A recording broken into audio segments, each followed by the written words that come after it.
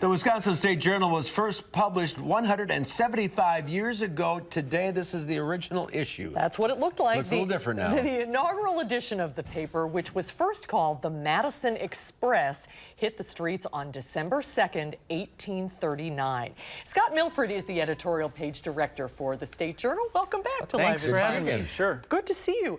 Boy, it's unusual when a paper and a community sort of grow up together, but that's what's happened with the State Journal. Yeah, it really has. If you think back to 1839, there were only about 50 people that voted in that spring election. You could still hunt bear on the Capitol Square.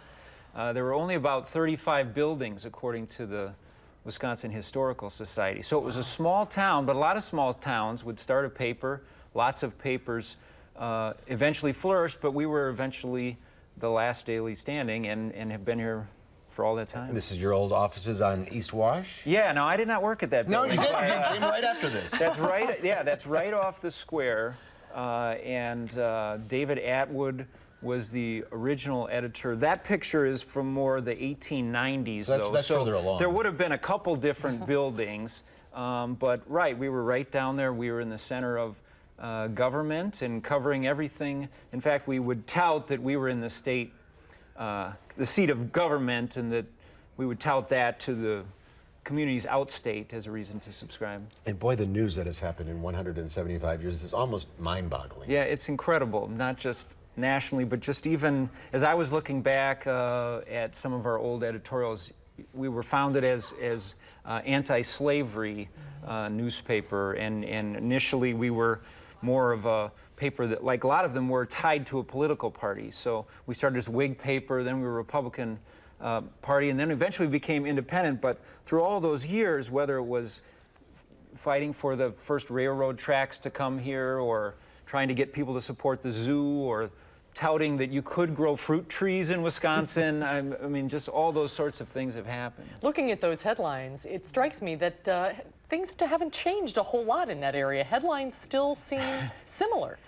Yeah, some differences, but you can see the similarities too. Yeah, we of course have photographs and incredible graphics now, but and the digital world, just like your TV station, has changed a lot of things.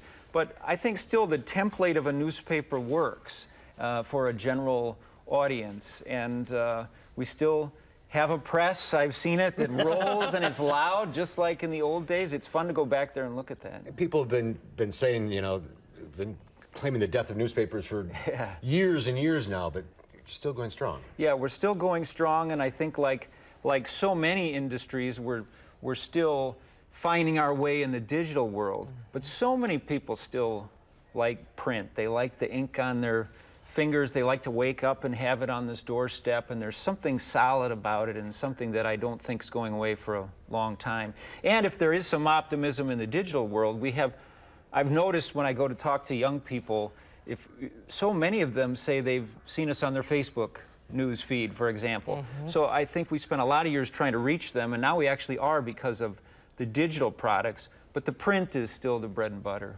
I wait every morning for that thunk on the garage door, the newspaper arriving, and I dig into it year after year. And it was something like 5 pounds on Thanksgiving Day. I don't know if you... My neighbor's dog takes the paper in for him. Well, the dog couldn't pick it up. It was too heavy for him. So that was quite well, continued success, Scott. Thanks for being with us today. Sure. Good to see you. Here's to another 175 years. We'll try. All right.